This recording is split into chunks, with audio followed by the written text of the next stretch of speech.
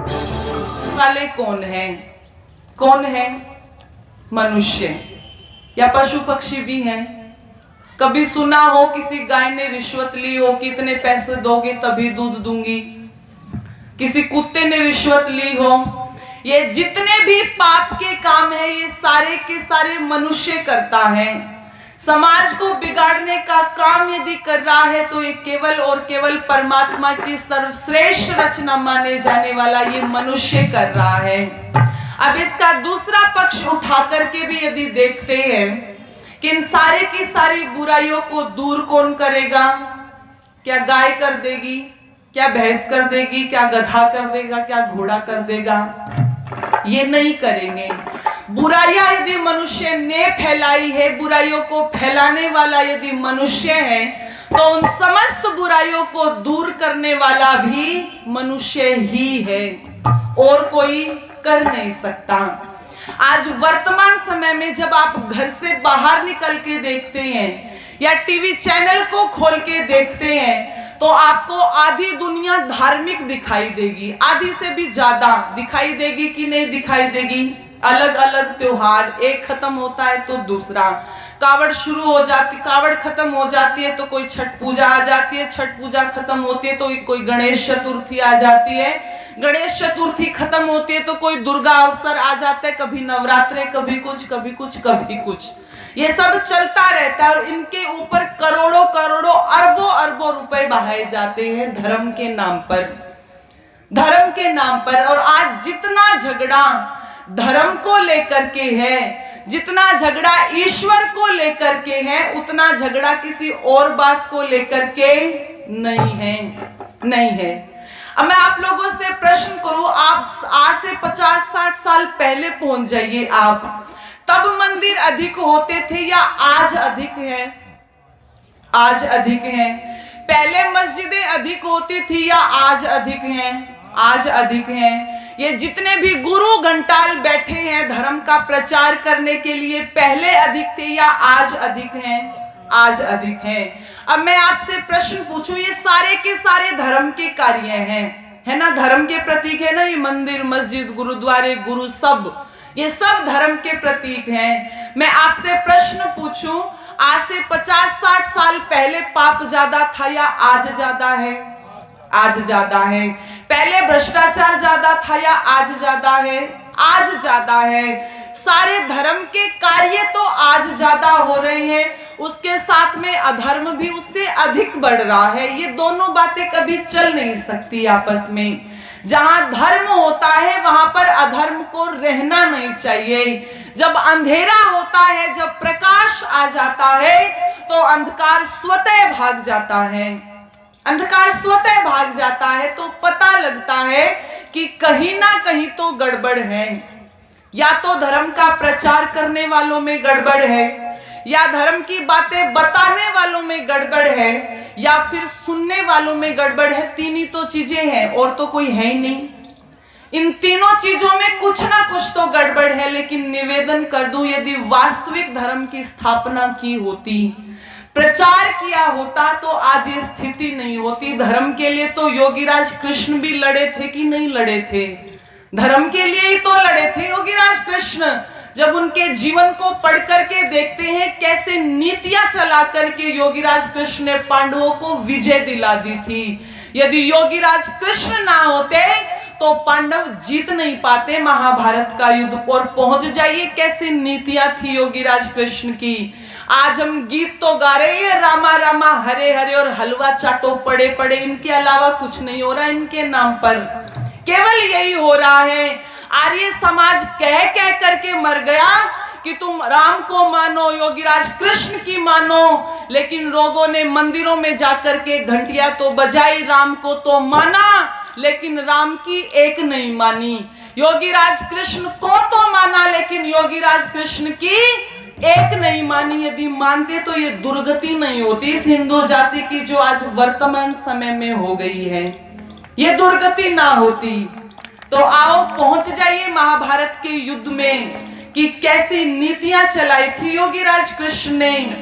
कि कर्ण जैसा धनुर्धारी खड़ा है जिसकी चर्चा कर रहे थे ना कि सबसे बड़ा दानवीर, सबसे बड़ा दानवीर, जिसने अपने जीवन में इतना दान दिया, जिसको आज दानवीर कर्ण की उपाधि दी जाती है। कोई बहुत अधिक दान दे दे तो दो ही व्यक्तियों का नाम आता है, या तो भामाशाह की उपाधि देते हैं जिन्होंने महाराणा प्रताप के सामने अपनी सारी संपत्ति न्योछावर कर दी थी, और या फिर कर्ण का नाम आता है कि कर्ण जैसा दानी है वो। तो कर्ण खड़ा हुआ है सामने युद्ध भूमि में, और कर्ण के रथ का पहिया धस जाता है रेत के अंदर। जब ये स्थिति होती है तो कर्ण शल्य से कहते हैं, जो उनका सारथी था, कि शल्य रथ का पहिया निकालो। शल्य कहता है नहीं निकालूंगा, खुद निकाल।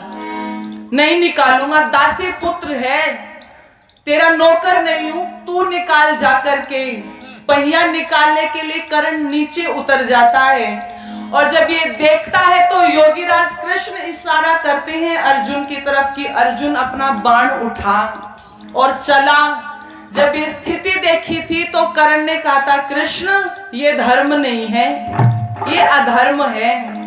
तब योगीराज कृष्ण ने एक बात कही थी, कर्ण तुम्हारे मुख से ये धर्म की बात शोभा नहीं देती। क्यों नहीं देती, इसका वर्णन बाद में करूंगी। तब कर्ण क्या कहता है, जब योगीराज कृष्ण ने इशारा कर दिया था अर्जुन की तरफ, और क्या बेमोल जी ने लिखी थी बहुत सुंदर पंक्तियां, रथ के पहिए धसे रेत में, वीर कर्ण घबराया।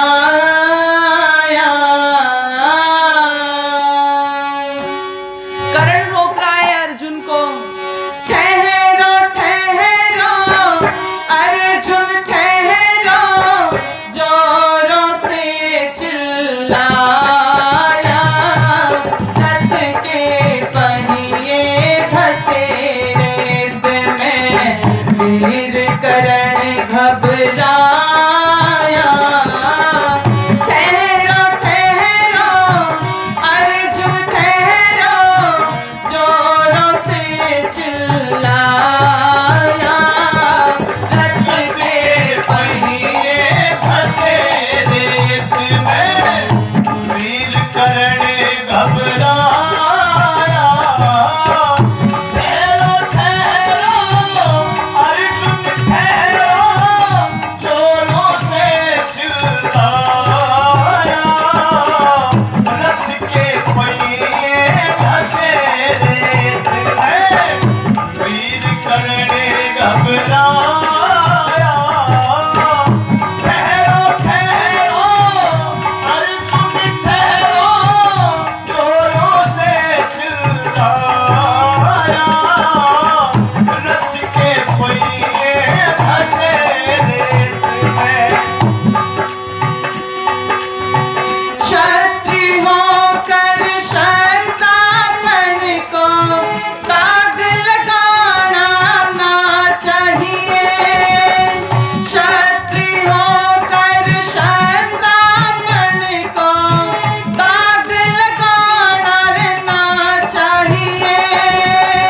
धर्म धुरंधर धर्म वीर को धर्म घटाना ना चाहिए।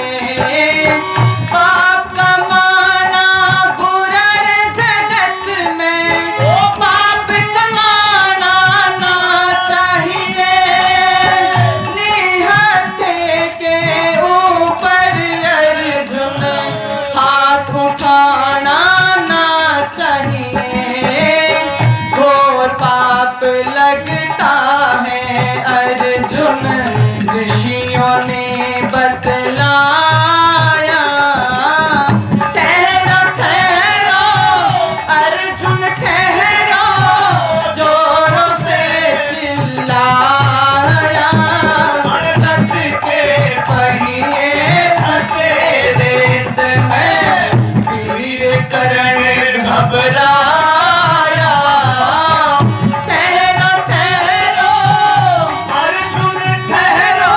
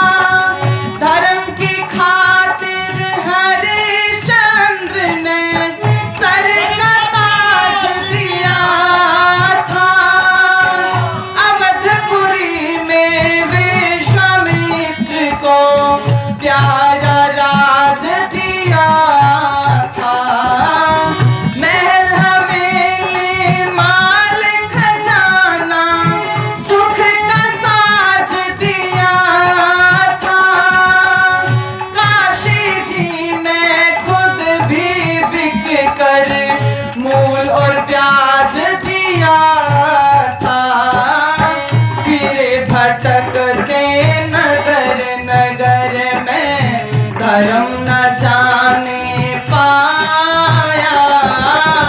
ठहरो ठहरो अर्जुन ठहरो, जोरों से चिल्लाया। रथ के पहिए धसे रेत में, वीर कर्ण घबराया। ठहरो ठहरो अर्जुन ठहरो, जोरों से चिल्लाया। रथ के पहिए धसे रेत में, वीर कर्ण घबराया। ठहरो ठहरो अर्जुन ठहरो, जोरों से चिल्लाया। रथ के पहिए धसे रेत में। मेरे रथ के पहिए अर्जुन रेत में धसे हुए हैं। मेरे रथ के पहिए अर्जुन रेत में धसे हुए हैं। एक कदम ना चले ये गाड़ी, घोड़े कसे हुए हैं। ऐसा लगता है घोड़ों को विषधर डसे हुए हैं। फिर भी मेरे ऊपर अर्जुन गांडिव कसे हुए हैं। बार बार कहने पर भी क्या नहीं समझ में आया। ठहरो ठहरो अर्जुन ठहरो, जोरों से चिल्लाया। रथ के पहिए धसे रेत में, वीर कर्ण घबराया। ठहरो ठहरो अर्जुन ठहरो, जोरों से चिल्लाया। रथ के पहिए धसे रेत में। मेरे रथ को निकल जाने दे, फिर संग्राम करूंगा। मेरे रथ को निकल जाने दे, फिर संग्राम करूंगा। एक बाण से अर्जुन तेरा काम तमाम करूंगा। रणधीरों में देखना अर्जुन अपना नाम करूंगा। दुर्योधन को विजय दिलाकर फिर आराम करूंगा। लक्ष्मण सिंह बेमोल कन्हैया, लक्ष्मण सिंह बेमोल कन्हैया, सुन करके मुस्काया। ठहरो ठहरो अर्जुन ठहरो, जोरों से चिल्लाया। रथ के पहिए धसे रेत में, वीर कर्ण घबराया। ठहरो ठहरो अर्जुन ठहरो, जोरों से चिल्लाया। रथ के पहिए धसे रेत में, रथ के पहिए धसे रेत में, रथ के पहिए धसे रेत में।